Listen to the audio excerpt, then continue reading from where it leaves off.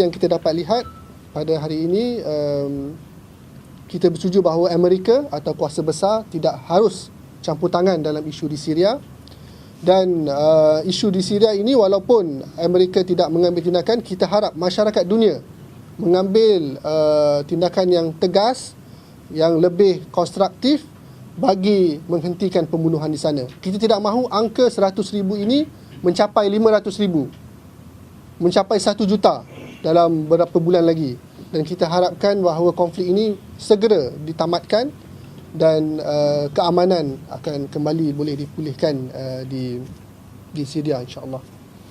Dengan tegasnya kami jelaskan di sini bahawa tidak sepatutnya Amerika mencampuri dan melibatkan ketenteraan terhadap negara lain, kerana ia akan melanggar seolah satu pencerobohan ke atas negara lain. Dan apa yang kita mempunyai badan di dunia ini, iaitu PBB, haruslah perlu digunakan sepenuhnya untuk membawa keamanan, bukan membawa kesengsaraan, yang mana kita tahu peperangan adalah kesengsaraan. Dan seperti mana yang telah ditegaskan tadi bahawa sepatutnya sudah sampai masanya pihak OIC, pihak Liga Arab dan apa jua yang patutnya membantu menyelesaikan masalah umat Islam perlu segera membuat tindakan sebelum diambil kesempatan oleh pihak-pihak yang tertentu. Kalau dahulunya rakyat Syria dibunuh sampai 100,000, boleh diam. Tetapi apabila ada kepentingan, walaupun 1,400 rakyat Syria terbunuh, maka mereka nak ceroboh. Jadi kita nampak ini sebagai satu muslihat dan mempunyai kepentingan. Dan sepatutnya perkara seperti ini hendaklah dihalang dan disekat daripada berlaku. Alhamdulillah, sebagai Idaran Ikram I4S atau Ikram for Syria, kami membuat usaha-usaha kecil hasil daripada sumbangan rakyat Malaysia. Kami telah hari ini insya-Allah kita akan menyerahkan sedikit lagi sumbangan kepada NGO yang berada di Syria untuk diagihkan kepada pihak-pihak yang telah kami kenal pasti sebanyak RM500,000 Malaysia. Dan sebelum ini, di bulan puasa baru lepas, kita juga telah membawa RM300,000 Malaysia untuk digunakan, diagihkan oleh NGO di sana, APA, Development and Relief Association. Dan diharapkan bagi pihak Ikram dan juga GSS supaya bantuan daripada rakyat Malaysia ini berterusan, kerana memandangkan sekarang bulan September dan musim sejuk akan tiba.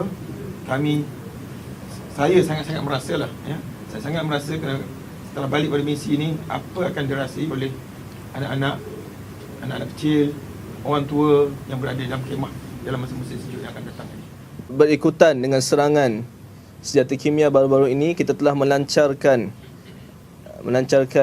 kempen bantuan kecemasan untuk hospital di Ghouta. Dan insya-Allah pada minggu hadapan, jika diizinkan Allah, kami akan mula menghantar bantuan tersebut berjumlah 150,000 untuk digunakan di hospital-hospital di Ghouta untuk membantu mangsa-mangsa yang masa-masa kejadian senjata kimia yang lepas.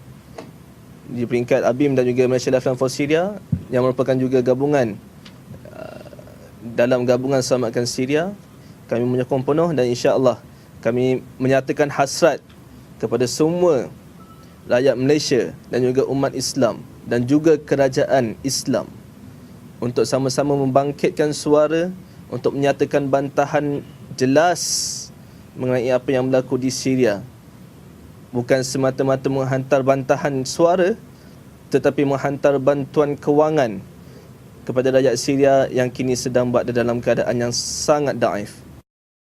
I say our message has not changed. The message of the Syrian people has not changed. Intervention or no intervention. If the Russian proposal goes ahead or it doesn't, the Syrian people are going forward, as difficult as it is, they want to end this bloodshed, they want to end this crisis, and they want to get rid of this sadistic regime. Yeah. The message has not changed. We called on the international community is not responding, therefore we call on the Muslim Ummah. Where is the Muslim Ummah? We want the Muslim Ummah to support us. Selain daripada itu, kita juga turut menggesa pihak yang badan berkuasa antarabangsa khususnya PBB untuk mengenakan sekatan yang lebih tegas terhadap Syria, antaranya sekatan ekonomi, mengenakan embargo ataupun paling kurang pun no fly zone, ya, ataupun tindakan secara diplomatik. Dan juga akhir sekali, sebagai menyokong pendirian JSS pada hari ini, kita menggesa supaya Bashar Assad dihadapkan ke ICJ, ya, International Court of Justice, ya, yang mana walaupun di sana jika ada gesaan supaya apabila Syria menyerahkan gas ataupun senjata kimianya kepada pihak berwajib antarabangsa, maka kita tidak mahu dengan menyerahkan senjata kimia tersebut, maka rejim Bashar akan cuci tangan. Maksudnya apabila serahkan senjata kimia itu kepada badan berwajib, maka khalas. Dan kita mahukan bahawa rejim ini perlu dijatuhkan dengan cara yang lebih kita kata unilateral, dan juga individu-individu ataupun pihak-pihak yang bertanggungjawab di dalam krisis dan konflik ini yang berlarutan selama lebih 2 tahun ini dihadapkan ke mahkamah dan dijatuhkan hukuman.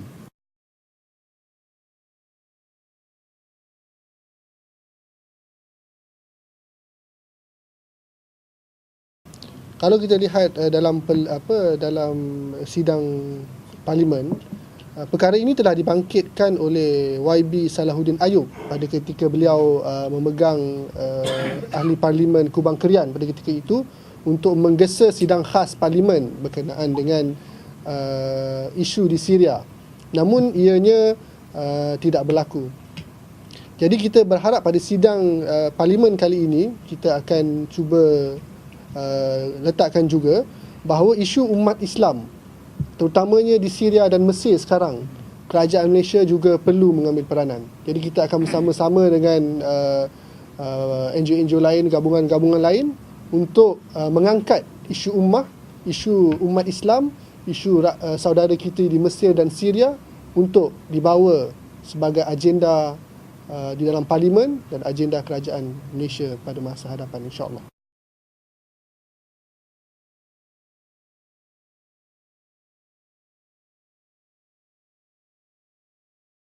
Dalam konteks yang berbeza, kita menentang sebarang campur tangan luar, tidak kira sama ada daripada Rusia ataupun daripada Amerika. Dan sekiranya sebarang campur tangan luar yang hendak dilakukan, ianya hendaklah melalui sistem yang diterima oleh semua, iaitu melalui United Nations, dan bukan diambil atas kepentingan mana-mana negara, mana-mana kuasa besar terutamanya untuk melakukan serangan tersebut, kerana kita lihat Amerika pada ketika ini yang beria-ia untuk menyerang Syria. Begitu juga sekiranya Rusia juga ingin menyerang Syria, kita juga membantah perkara tersebut.